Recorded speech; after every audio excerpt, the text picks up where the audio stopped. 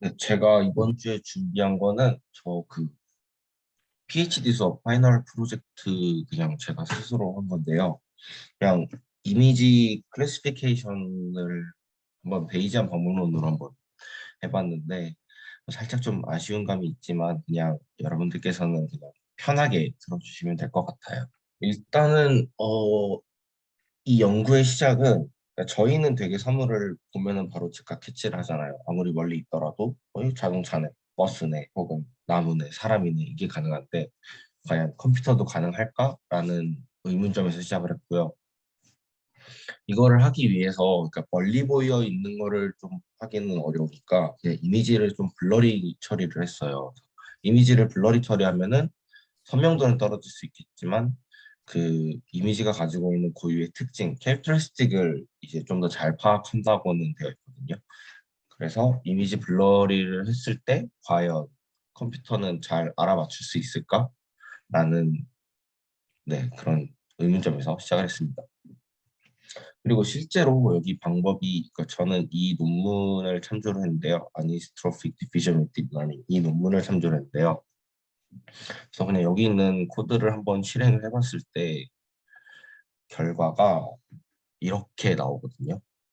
그래서 굉장히 어떻게 보면 오버피팅이 심하고 또 이게 수렴이 잘 안 되는 그런 단점이 있어요. 근데 이 두 가지 방법이 있는데 그 첫 번째가 아니소트로픽이고 두 번째가 아이소트로픽인데 일단 아이소트로픽이 일단 역사적으로 먼저 나왔고요. 이 둘은 좀 물리학적 용어인데 아이소트로픽이 이제 등방성 확산이고 아니소트로픽이 비등방성 확산이에요. 이 이미지로 넘어가게 되면은 필터링 그 필터와 같은 역할을 하게 되는데 아이소트로픽 같은 경우에는 모든 방향에서 똑같은 이제 확률 값을 갖는 걸로 이제 블러리 처리가 되거든요. 그래서 쉽게 얘기하면은 그냥 저희가 잘 알고 있는 정규 분포를 가지고 이제 모든 방향에서 이미지를 같은 형식으로 블러리 처리를 하는 거고 아니소트로픽 같은 경우에는 방향에 따라서 이제 확률값이 달라져요. 그래가지고 이제 어떻게 보면은 좀 더 특징을 잘 살펴볼 수 있게 하는 그런 식의 필터인데 결과는 신기하게도 어떻게 보면 좀 아니소트로픽이 좀 더 안 좋게 보이기는 하죠. 좀 더 수렴하지 못하는 경향도 있고. 그래서 이거를 만약에 실행하게 되면은 지금 화면이 좀 작아서 안 보일 수 있어서 여기는 한번 가운데를 기점으로 해가지고 왼쪽이 이제 예측 값이고 이 오른쪽이 이제 실제 값이거든요. 그래서 이거를 히트맵으로 좀 표현을 해봤었는데 보시면 좀 차이가 나시는 게 좀 보실 거예요. 보이실 거예요. 그래서 뭐 예를 들면 여기 말 같은 경우에는 제대로 뭔가 판별이 되었지만 옆에 있는 새 그림 같은 경우에는 완전 다르죠. 그래서 약간 히트맵이 이제 과연 그 고유의 특성을 잘 보여주는 건데 확실히 좀 예측값과 그 실제 값은 좀 차이가 많이 난다라는 점. 그러니까 지금 빨간색이 뭘 표현하는 거예요? 동물이란 물체를 표현하는 거예요? 그렇죠. 이제 그 물질의 특성을 이제 가장 나타내는 캐릭터리스틱이 어디냐. 그래서 이게 어떤 형식으로 분포가 이루어져 있냐. 이미지에서. 음, 네, 그거를 표현한 겁니다. 네네. 그래가지고 저는 생각했던 게 그 기존에 이제 계속 제 발표를 들으셨던 분은 아시겠지만 베이지안 방법론이 언설튼티에 강하다. 혹은 언설튼티를 그 불확실성을 이제 포착하는 데 되게 좋다라는 생각이 들어서 이 방법을 한번 적용해 보려고 했거든요.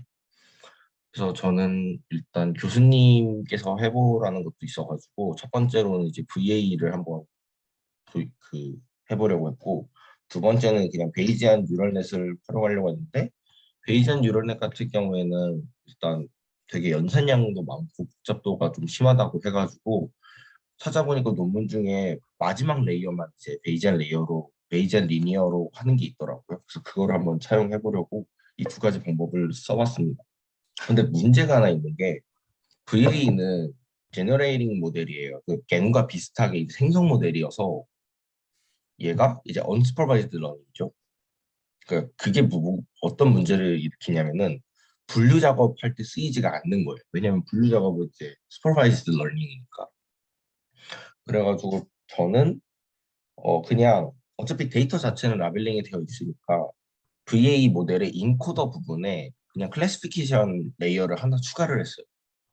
그래서 한번 학습을 시켜봤는데 일단 이 오른쪽 위쪽이 이제 제가 만든 모델인데 가장 기본적인 구조로 만든 거거든요. 그래서 인풋 들어가고 컨볼루션으로 인코더 부분 들어가서 제가 여기 부분은 표시를 못했는데 그냥 여기 인코더에서 그 비교를 설정하기 위한 인코더 모델은 여기에서 바로 그냥 이제 이 댄스 레이어가 들어가요. 클래시피케이션을 하는. 근데 여기서는 이제 VA 모델이니까 이제 샘플링 기법 쪽이 한번 들어가거든요. 그래가지고 평균, 그 로그 분산, 그다음에 샘플링 하나를 넣고 이제 클래시피케이션 레이어를 하나 넣었습니다. 근데 결과가 좀 이제 테이블 1이 이제 첫 번째 그냥 기본적인 인코더 모델의 클래시피케이션을 넣었을 때고 그다음에 베리에이셔널 오토 인코더에서 인코더 부분하고 이제 비교를 한 건데 보시면 아시겠지만 일단 레귤러 인코더 모델이 일단 성능이 더 좋아요. 이 안에서는. 그래서 살짝 좀 아쉽기는 했고요. 에큐러시도 확실히 떨어지고 뭐 당연히 모든 면에서는 일단 레귤러 인코더가 더 좋습니다. 근데 이건 제가 만든 건 가장 기본적인 모델이기 때문에 한번 어떻게 하면 성능을 좋게 할까 싶어가지고 여기에 한번 이제 배치 노말이랑 드랍아웃을 좀 추가한 모델이 첫 번째고 두 번째 모델은 이제 레이어를 좀 더 쌓아봤어요. 인코더 안에. 그다음에 마지막은 이제 차원을 높였거든요. 그러니까 이전에 여기에서의 그 레이턴트 스페이스의 차원, 그러니까 잠재 공간에서의 차원은 2차원이었는데 한번 차원을 10차원으로 한번 올려봤습니다. 원래 그 클래시피케이션이 10가지여가지고 한번 10차원까지 올려봤었는데 그 결과는 확실히 성능은 다 좋아졌어요. 왼쪽이랑 비교해 보면은. 그랬는데 확실히 그냥 오버피팅이 되는 그런 영향이 확실히 있더라고요. 그래서 저는 이 잠재 공간에 대해서는 좀 더 한번 연구가 필요해 볼 것 같아요. 그두 번째로는 이제 베이즈 라스트 레이어인데 그러니까 직접적으로 제가 지금 돌리려고 하는 모델에 시작하기 없어가지고 한번 사이파텐으로 한번 실험을 해봤거든요. 기본적인 CN을 일단 만들었어요. 그래서 이 우측에 있는 쪽이 제가 만든 그냥 기본적인 CNN 모형인데 베이즈 라스트 레이어를 만들기 위해서 가장 큰 차이점은 이 마지막 부분, 이 부분이 이제 마지막으로 이제 리니어로 들어가게 되는 부분인데 여기만 바꿨거든요. 여기만 이제 베이지한 레이어로 바꾼 건데 어, 좌측에 보시면 아시겠지만 성능이 차이가 확 떨어집니다. 갑자기. 원래는 이제 한 60% 기본적인 모델이 한 60% 정도를 보여줬는데 갑자기 10%로 떨어지게 되는 현상이 나타났습니다. 그래가지고 아 일반 이미지 클래시피케이션 하는 데는 좀 더 약간 고민을 해봐야겠다라는 생각을 갖게 되었고요. 그리고 이제 그냥 마지막으로 그 똑같은 모형인데 이제 제가 원래 했던 실험 한번 이미지 블러리 처리를 하고 들어가는 거를 한번 실험을 해봤는데 제가 그 이전에 보였던 맨 처음에 보였던 그래프들은 다 레즈넷 기반이었어요. 그래서 저도 여기서도 레즈넷 기반인데 마지막만 이제 베이지한 레이어로 바꾼 거거든요. 근데 좀 생각보다는 좀 재미난 결과를 제가 얻었어요. 물론 이제 100 에포크까지는 다 못 돌리기는 했는데 이 좌측이 이제 아니소트로픽이고 우측이 아이소트로픽인데 확실히 어떻게 보면은 좀 더 빠르게 수렴하는 모습을 보이거든요. 특히 그 이전에서도 아니소트로픽이 좀 더 수렴이 안 됐었는데 그거를 감안하고 보시더라도 그 이전에는 트레인 로스랑 이 밸리데이션 로스가 차이가 꽤 컸거든요. 보시면 아시겠지만 근데 그 둘이 같이 수렴하면서 이제 낮아지는 결과를 좀 보여주게 되었습니다. 근데 이게 제가 다 못한 이유가 있어요. 이게 베이지한 레이어로 바뀌게 되는 순간 진짜 그냥 레이어 하나만 바꿨는데 시간이 엄청 오래 걸리는 거예요. 제가 이거 콜앱으로 돌렸는데 그 전에는 원래 레즈넷으로 돌렸을 때 8시간이면 100F까지 그냥 다 완성이 됐거든요. 근데 레이어 하나만 바꿨을 뿐인데 이틀이 돼도 50F까지 간 정도라서 생각보다 이게 좀 효율이 좀 떨어졌다는 점. 그다음에 두 번째로 보여줬던 실험에서 같은 경우에는 제가 봤을 때는 그 BNN을 좀 다시 한번 설계를 해보는 것도 괜찮다는 생각이 들어요. 아무래도 가장 큰 차이점이 결국에는 기본적인 CNN 모델에서 리니어라는 거는 하나의 모수인데 BNN으로 가게 돼버리면 이게 그냥 갑자기 분포가 나오게 되거든요. 그럼 아무래도 이 분포에 관한 좀 약간 레이어가 좀 필요하지 않을까. 혹은 저희가 현재 쓰고 있는 뭐 CNN이나 혹은 뭐 레즈넷이나 이런 모델들이 베이지언 그 BNN에는 딱히 잘 맞지 않는 특성이 있을 수도 있겠다라는 의문점을 갖게 되어서 좀 다른 아키텍처를 생각해 보든지 아니면 좀 완벽하게 베이지안으로만 만들어 보든지 할 예정입니다. 그 다음에 이제 레이턴트 스페이스 클래시피케이션 같은 경우에는 제가 지금 갑자기 관심을 갖게 된 건데 이게 원래는 제가 VA 모형을 쓰려고 했던 거다 보니까 디코더 부분도 같이 있어야 되거든요. 근데 제가 이거는 클래시피케이션을 인코더에만 달았어요. 그래서 한번 디코더 부분에서도 같이 결합을 해가지고 하게 되면은 좀 더 정확한 결과를 얻을 수 있지 않을까라는 생각도 있고 아니면 인코더 부분에 그냥 새로운 샘플링을 한번 넣어보는 건 어떨까라는 생각도 들었던 게 그냥 저는 그냥 사람들이 많이 쓰는 정규 분포 샘플링을 했었는데 그냥 뭐 다른 방식의 샘플링을 한번 해볼까도 고민하고 있습니다. 그냥 디스트리뷰션을 좀 다른 걸 써도 될 것 같기도 하고 아니면은 그냥 베이지안에서 많이 쓰이는 그냥 뭐 MCMC라든지 혹은 톰슨이라든지 그런 샘플링 기법들을 한번 넣어보면은 좀 결과가 달라지지 않을까 네, 이런 생각입니다. 제 발표는 여기까지인데 혹시 질문 있으실까요? 저 궁금한 게 하나 있는데 혹시 네. 레이턴트 스페이스는 간단하게 설명해 주시면 어떤 기법인가요? 그 레이턴트 스페이스는 기법이라기보다는 이게 네. 이게 오토 인코더를 생각하시면 편한데요. 그 네네. 이미지가 들어가게 돼가지고 어떤 잠재 공간에 일단 들어가게 되거든요. 디코더로 나오기 전에. 네. 그래가지고 그 인코더와 디코더 사이에 있는 부분을 이제 레이턴트 스페이스라고 생각하시면 돼요. 네, 그래서 그냥 네네. 이게 생성 네. 모델이니까 네. 이 자체가 이제 슈퍼바이즈를 할 수가 없잖아요.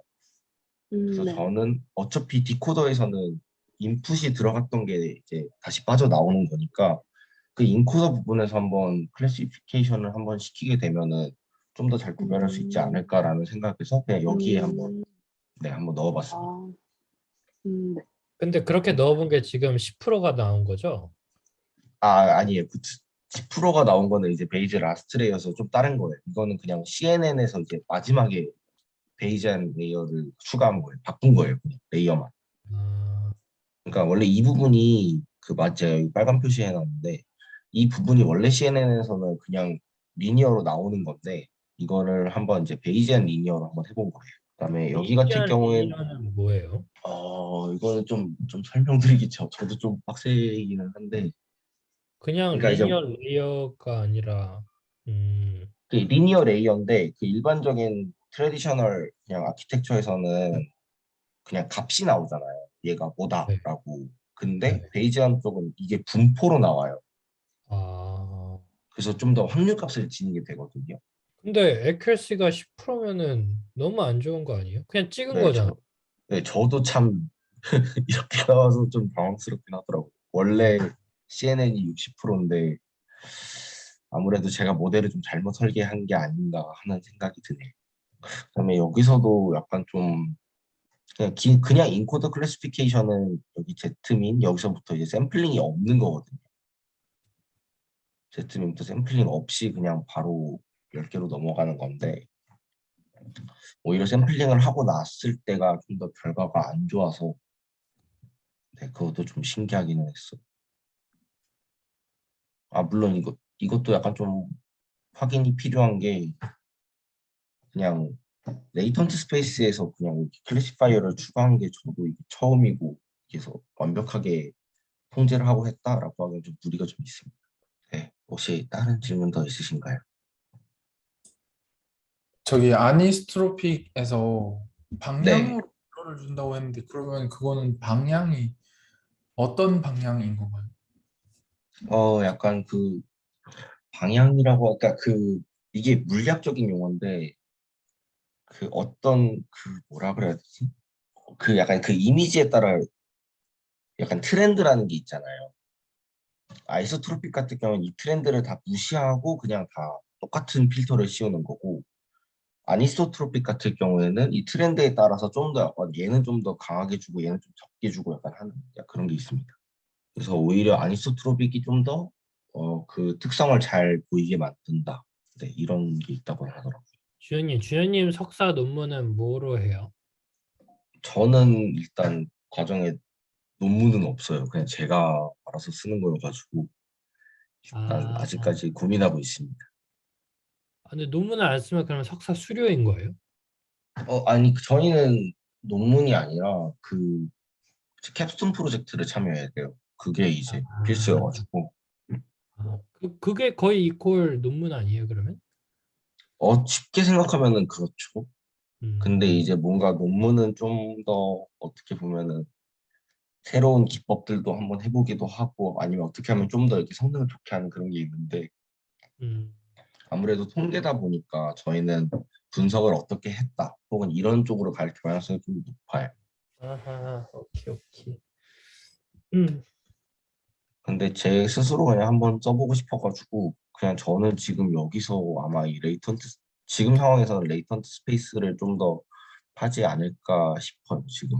아니 근데 그 레이턴 스페이스라는 게 저도 딥러닝 돌리면서 항상 생각해 본 게 어쨌든 우리가 인간이 구별하기에 되게 어려운 거죠. 이렇게 처음 인풋이 들어왔을 때 차원이 축소되면서 우리는 알지 못하는 진짜 그 피처 값이 있는 그 스페이스 그걸 맞아요. 얘기하는 거잖아요. 근데 네, 저는 이거를 우리가 알 수 없기 때문에 딥러닝 이퀄 블랙박스다 이렇게 생각을 하고 있었거든요.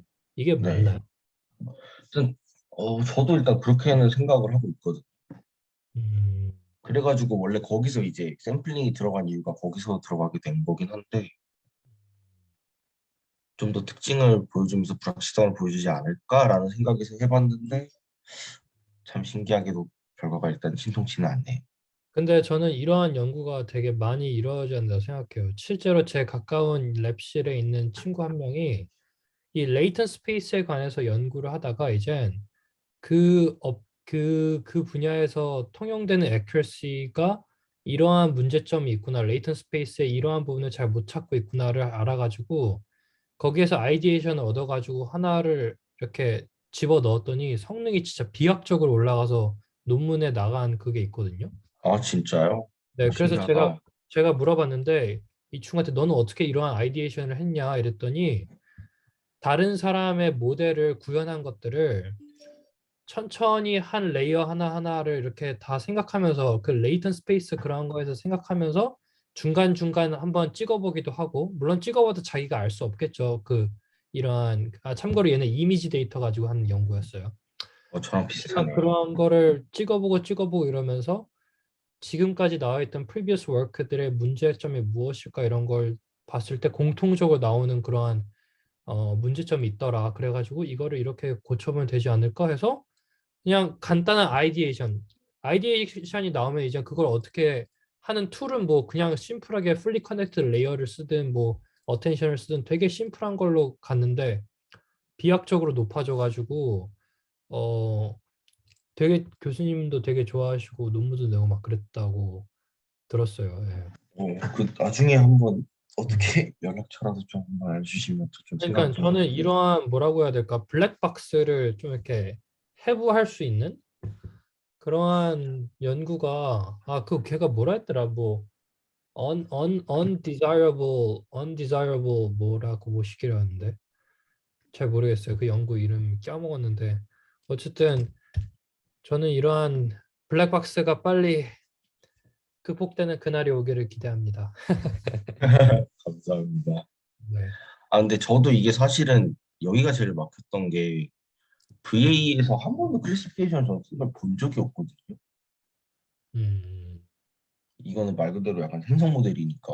근데 이거 관련돼 가지고 막 찾아봤는데도 없더라고요. 그랬던 게 그나마 이제 약간 좀 CVA라고 해가지고 약간 조건부 VA 같은 경우에는 슈퍼바이스가 좀 된다라고는 되어는 있는데 제가 완벽하게 원했던 그런 클래시피케이션 문제는 또 아니었고요. 그래서 참 좀 신기했습니다. 저도 이제 CVA 얘기하려고 그랬었는데 찾아보셨었군요.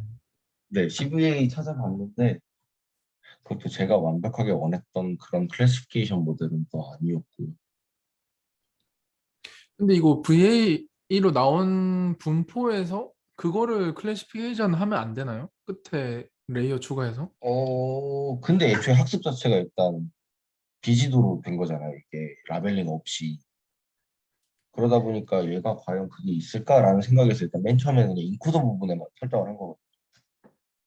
그러니까 아직 디코더 부분에까지 만약에 설정하게 되면 어떻게 모델을 짜야 될까를 좀 고민을 해봤어요. 근데 아직 명확한 답은 아직 안 나왔어요. 제가 약간 좀 납득할 만한. 아, 저는 약간 CVA에다가 끝에 클래시피케이션을 넣으면은 뭔가 생각한 대로 나오지 않을까라는 단순한 생각을 해봤었어. 일단 그러니까 물론 이제 저도 이제 컨클루전에다 뒤에 넣기는 했는데 이게 마지막에 이제 디코더까지 나온 부분에서 하게 되면 왠지 그것도 잘 나올 것 같다는 생각이 들더라고요. 네. 근데 이제 그거를 과연 그렇게 되면은 인코더에서도 과연 그게 필요할까라는 생각도 있고 그 두 개를 합치는 것도 뭔가 이상한 것 같고 아니면 그냥 확실하게 디코더 부분에서 하는 것도 있는데 만약에 디코더 부분에서 하게 되면은 얘가 이미 자체가 언슈퍼바이스드로 된 건데 음, 클래시피케이션에 의미가 있을까? 약간 어떻게 보면은 그냥 이 분포가 제일 유사하네 이런 식으로만 가도 되니까 그렇죠. 뭔가 완벽하게 클래시피케이션 문제는 아니겠다라는 생각이 들더라고요. 그래서 이거는 제가 좀 더 약간 좀 고민하고 있어요. 그래서 원래는 그러다 보니까 좀 애초에 인코더 부분에서 좀 많이 해보면은 좀 더 고민을 해보면은 어차피 디코더는 그 분포가 나오는 거잖아요. 그거에 따라서 그래가지고 조금 더 되지 않을까라는 생각을 하고 있습니다. 와, 근데 이건 구조 바꿔서 실험해보기에도 시간이 너무 오래 걸려서. 아, 근데 왜 진짜 왜 어려워요. 저렇게 오래 걸리는 거예요? 저도 그 이유를 모르겠어요. 저 이거 진짜 노트북 그냥 가만히 냅두고 콜앱에서 저 이거 콜앱 결제까지 했거든요. 오, 그러니까 GPU로 돌린 거잖아요, 지금. 네, 근데 안 돼요.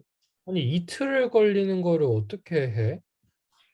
근데 이게 참 그 뭐였지 레이어 하나만 그게 바꿨을 뿐인데 이 정도 걸려가지고 그래가지고 좀 이게 베이자인 잘 안 쓰이는구나를 다시 한번 느끼기도 하고 와, 한 번 학습하는데 이틀 걸리면 와, 졸업은 언제 하지? 오,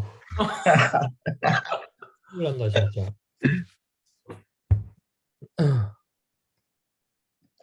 지금은 이 아이디어를 어떻게 셀링할까를 고민하고 있습니다. 확장시켜서.